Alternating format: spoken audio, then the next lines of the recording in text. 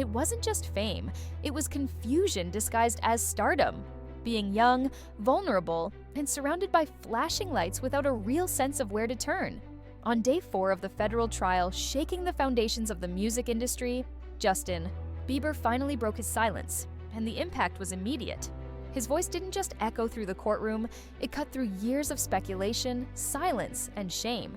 In a carefully crafted public statement, Bieber aligned himself with Cassie, stating, "There are individuals who were genuinely harmed. By him, I think I was just, living in this shame. And I wasn't able to move on." These weren't the vague platitudes of a celebrity playing it safe. This was clarity, confession, a subtle but seismic reckoning. And Diddy? He exploded. In the middle of the trial, while Cassie was being cross-examined and the courtroom already sat heavy with tension, the news of Bieber's statement dropped and reportedly sent Diddy into a rage. Picture this: the air thick with silence, attorneys clashing over legal minutia, and suddenly headlines everywhere.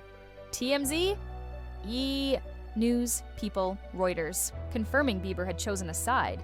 The statement wasn't ambiguous. It stated plainly, "Although Justin is not among Sean Combs' victims, there are individuals who were genuinely harmed by him." Shifting focus away from this reality detracts from the justice these victims rightfully deserve.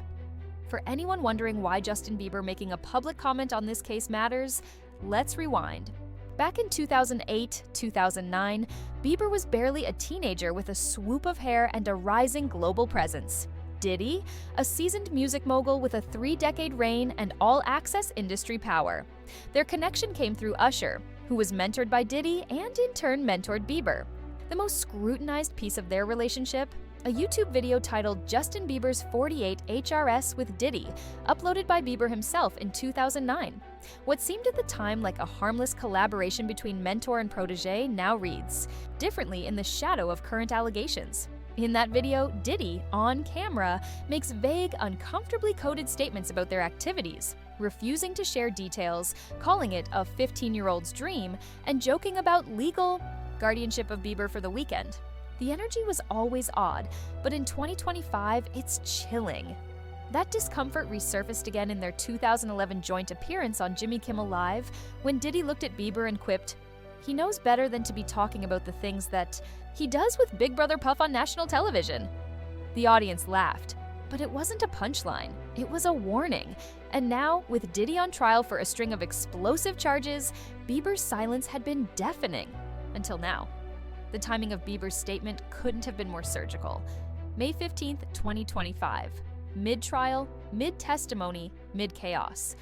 While Cassie Ventura stood on the witness stand recounting years of trauma, Justin's words reverberated like a quiet explosion across media and public consciousness.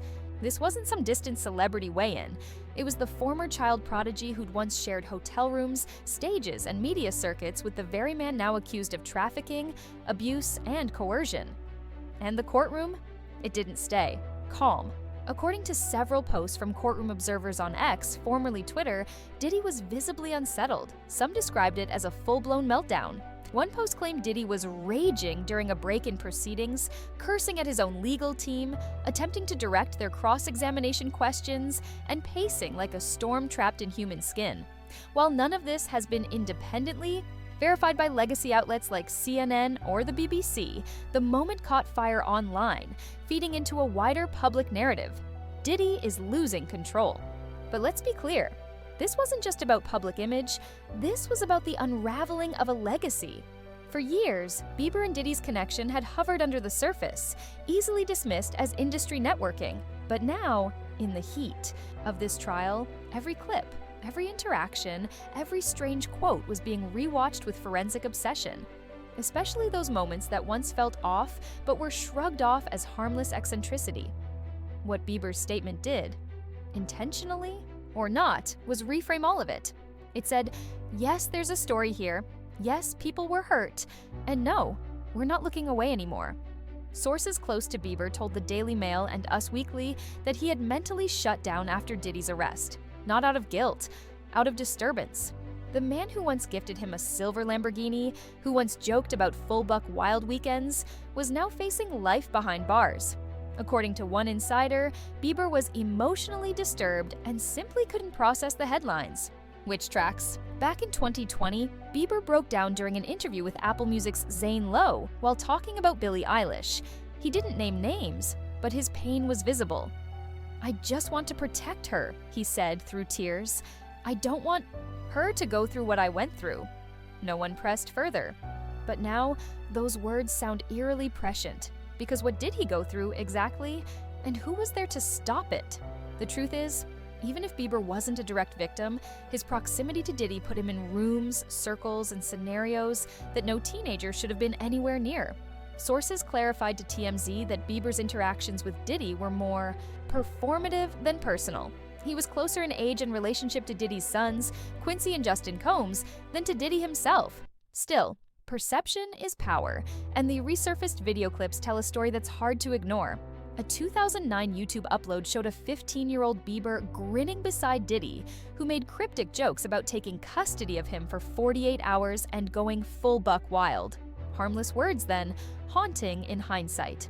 Another moment that resurfaced came from a 2010 red carpet interaction. Diddy teased Bieber for changing now that he was selling out arenas, accusing him of not calling like he used to. The power imbalance was palpable. Diddy played it like a joke, but Bieber's discomfort was visible. And that's what makes this moment so significant. The statement didn't arrive in isolation. It came with years of context, tension, and unspoken history. It addressed what everyone had been speculating, without directly confirming anything.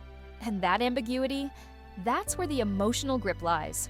For fans who've watched Bieber spiral, recover, disappear, and return, this wasn't just a headline, it was closure, or at least the start of it. Even more layered is the regret Bieber now feels about collaborating with Diddy in 2023 on the song Moments from the Love album, Off the Grid. Sources claim he'd never have agreed to it had he known the full scope of the allegations. And that regret matters.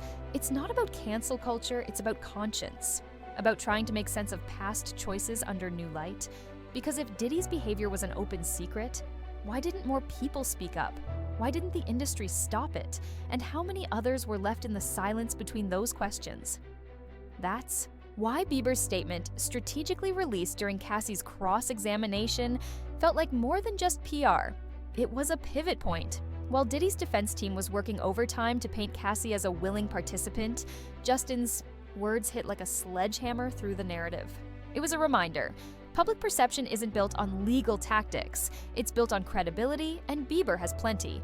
With over 150 million followers and global reach, his support can't be brushed aside.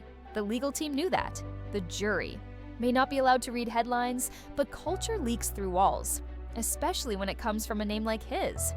For Cassie, who was already exhausted, 8 months pregnant, and under fire from Diddy's lawyers, the timing couldn't have been more validating. Imagine reliving the darkest corners of your life in a courtroom, being cross-examined like you're the criminal, and then hearing the biggest male pop star in the world say, "I believe you." That's not tabloid drama. That's emotional oxygen.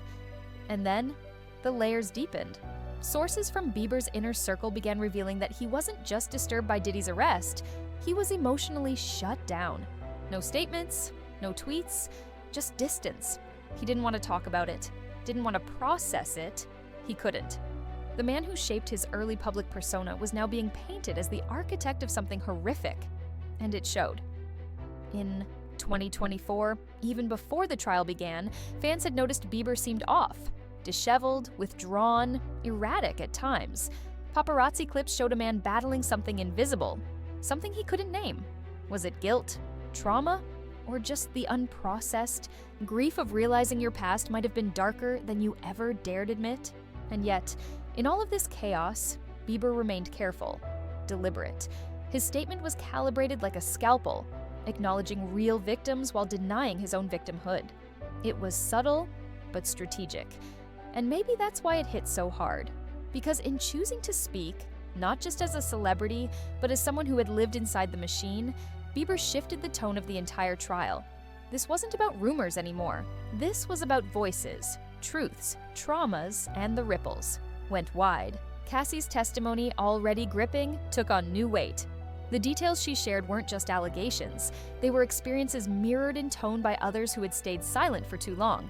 She spoke of emotional imprisonment, of freak-offs she was coerced into, of control that suffocated every corner of her life. Her words painted a picture not just of one relationship gone wrong, but of a culture built to protect predators at the expense of those in their orbit.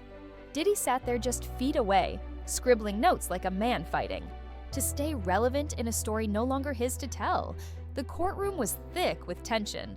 Cassie held her composure, but the weight in her voice betrayed the exhaustion of revisiting trauma that, even with time, never truly leaves.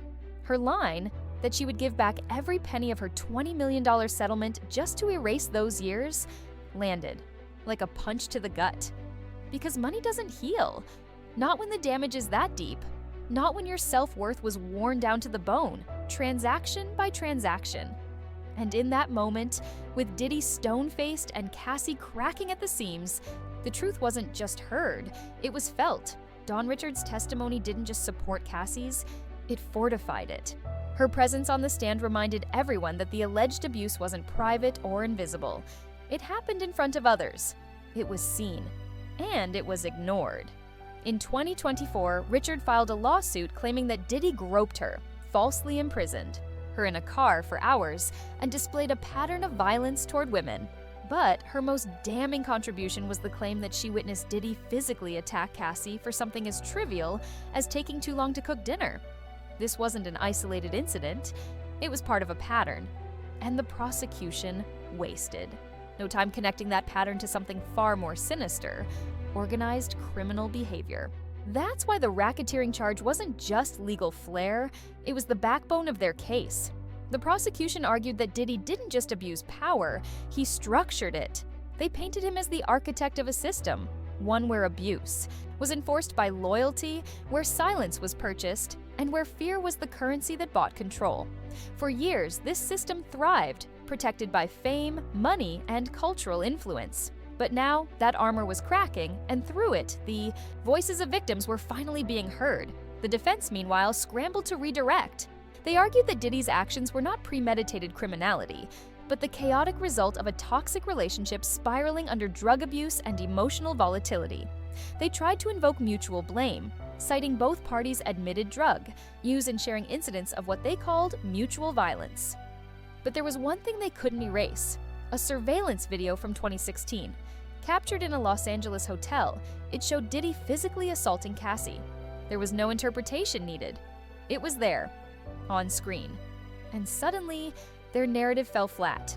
The judge, though cautious, allowed it into evidence. The defense claimed it had been leaked to bias the public. But as the prosecution calmly responded, being caught isn't a PR problem, it's evidence. What rattled the courtroom even more was the scale of what had been uncovered in the March 2024 federal raids. Guns, drugs, over 1,000 bottles of baby oil and lubricant, allegedly, used in the infamous freak-offs. It was grotesque, it was excessive, and it made the allegations feel less like isolated horrors and more like orchestrated rituals. While the trial roared on inside the courtroom, its implications were echoing far beyond the legal walls. This wasn't just about one man's downfall, it was about a culture of silence, the commodification of youth, and the exploitation buried beneath platinum plaques and red carpets. Justin Bieber's statement had cracked open more than a case file. It reopened an entire era of uncomfortable questions about how the industry treated its youngest stars. And it wasn't just Bieber in the crosshairs of scrutiny, Usher was now being looked at through a new lens. After all, it was Usher who helped launch Bieber's career. It was Usher who co-signed the relationship between the young singer and Diddy. And it was Usher who, in a 2004 Rolling Stone interview, casually admitted that his time with Diddy had exposed him to wild, inappropriate environments. Back then, it sounded like bravado. Now, it sounds like a warning no one took seriously. In interviews over the years, Usher hinted at the chaos, very curious things happening around him when he was just a teenager under Diddy's mentorship. On The Howard Stern Show in 2016, when asked if he'd ever send his own son to the same kind of mentorship camp with Diddy, Usher didn't even blink. Hell no! That one answer, years before any public accusations, felt like a whisper from the past finally becoming a scream. But if Usher had been through it and saw the warning signs, why did he allow Bieber to follow the same path? That's the question industry insiders and fans alike have started asking. And they're not just asking about Usher, they're asking about Bieber's parents, about his team, about the machinery that catapulted a 15-year-old into a world where billionaires handed him sports cars and whispered about full-buck wild weekends like it was normal. Former Playboy model Precious Muir stepped forward in multiple interviews, openly criticizing not only Diddy's conduct, but also the adults around Bieber. She called out his parents for letting him spend unsupervised time with a man now facing life in prison for sex trafficking. Muir, who attended Diddy's parties, herself said the warning signs were everywhere if anyone had been willing to look. Her harshest judgment fell on Usher, claiming that if he had once been a victim himself, he had a moral responsibility to stop history from repeating. And in that sense, Bieber wasn't just a pop star caught in a scandal, he became the face of a larger failure, the failure of an entire industry to protect its youngest, brightest, and most vulnerable stars from the predators within its ranks. As more people came forward and more stories unfolded, the narrative around Diddy evolved, from scandalous to systemic. This wasn't one man with poor judgment, it was a deeply embedded pattern of abuse, protection, and power.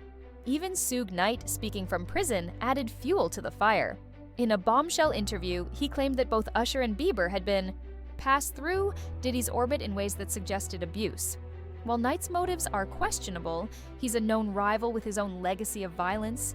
The fact that his claims lined up with eerie precision to what others were now, hinting at gave the public more reason to reconsider the old footage, the old quotes, and the old relationships. Knight wasn't the only one. Diddy's former bodyguard, Gene Deal, claimed that top music executives told him Diddy had abused a child so severely they were hospitalized, bleeding, broken, silenced. Deal didn't name the victim, but the timeline and surrounding details led many to connect dots they were never supposed to connect. And while none of this was confirmed in court, the emotional weight of the testimonies, the specificity, the patterns, the volume, made denial feel hollow. For every accusation, there seemed to be another story, another interview, another whisper from the past now coming into focus. Even outside the courtroom, the damage was spreading. Kesha, once proud to wake up feeling like P. Diddy in her 2010 anthem, quietly changed the lyrics during a 2024 Coachella performance to distance herself from the name. 50 Cent, one of Diddy's longest-running critics, seemed vindicated, posting receipts and sarcastic commentary on Instagram about the raids, the seizures, and the silence of the A-list elite. "I told you," he said, not with joy, but with fury. And perhaps most damning of all was how the industry reacted. Not with immediate denials or public statements, but with deafening silence. Those who had once partied with Diddy, profited from him, stood beside him at award shows. They weren't speaking up. And maybe that was the loudest message of all. For every person now stepping forward, there were dozens still hiding in the shadows of contracts, NDAs, and fear. The trial was still unfolding, but what was becoming clear was that this wasn't just a legal reckoning, it was a cultural one. And Justin Bieber's statement, carefully worded, emotionally loaded, was no longer just a footnote. It was a spark, one that lit the fuse of something long overdue. As the courtroom saga stretched on, so did the ripple effect across the music industry. The prosecution, determined to build more than a case, they were building a pattern, began calling in additional witnesses, former employees, silent insiders, women with stories strikingly similar to Cassie's, allegations of coercion, drugging, manipulation. Some stories were decades old, others disturbingly recent. To fortify their argument, the prosecution brought in psychological experts prepared to testify on coercive control, trauma bonding, and why so many victims stay silent or even appear affectionate toward their abusers. These weren't just expert opinions, they were shields designed to protect the truth from being shredded under cross-examination. The defense fought hard to downplay everything. They argued the freak-offs were consensual, that the relationships were just messy, not criminal, that Diddy wasn't a predator. He was just caught up in fame, in drugs, in lust. But the problem was, there were too many women. Too many matching details. Too many pieces that fit into one sick puzzle. And then came the damning evidence, the result of the March 2024 raids. Over 100 seized devices, videos, messages, more baby oil than a pharmacy warehouse, guns, controlled substances. It painted a picture not just of indulgence, but of intent, of infrastructure, of criminal orchestration disguised as celebrity excess. By the time the prosecution rested, the air in the courtroom was different. Thicker, heavier, like everyone knew. Something had already changed. Even if Diddy walked, his legacy was scorched, his empire tainted. And then there was Bieber, still silent after that single statement, still distant, but his name remained at the center of the cultural reckoning. The videos of him as a child, beside Diddy, now played like cautionary tales. Headlines blurred the lines between speculation and symbolism. He had denied being a victim. But what if the real story wasn't about what happened behind closed doors, but about the system that allowed him to be there in the first place? As media commentators began to ask deeper questions, voices like Megyn Kelly's emerged, demanding accountability from industry veterans. She called out Usher, Bieber's parents, managers, executives. Why? She asked. Was no one there to stop it? It was a question the industry didn't want to answer, because the answer would unravel more than one man. It would unravel an entire culture built on protecting power. Bieber's statement may have been brief, but it forced the spotlight back, where it belonged, on the victims, on the silence, on the truth buried under gold records and smoke machines. As the trial barrels toward its expected July conclusion, the world isn't just watching Diddy, it's watching the system that surrounded him, the celebrities who co-signed him, the executives who empowered him, the silence that enabled him. The courtroom may be sealed from cameras, but outside those walls, the internet is wide open and receipts don't disappear. Social media continues to dissect every moment, every resurfaced video, every headline, and central to all of it, sometimes spoken, sometimes just implied, is Justin Bieber. Not because he's on trial, not because he's guilty, but because he represents the crossroads, the face of what happens when child stardom collides with unchecked industry power.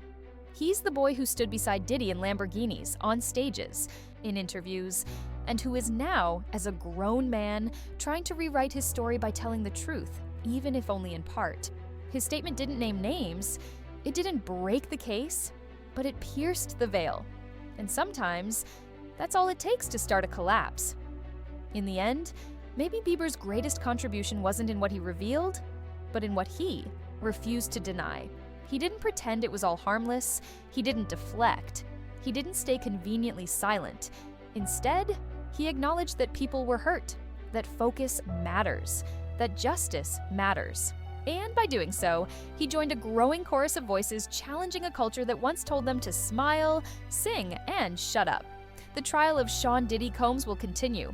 More names may drop, more secrets may surface, but the era of unchallenged power is ending. Slowly, loudly, and with statements like Bieber's acting as tremors before the quake. For those who've suffered in silence, who were told to keep the brand clean, who were used and discarded and expected to stay quiet, this is more than a court case. It's a turning point, and while the system may not fall overnight, the cracks are showing, one voice at a time.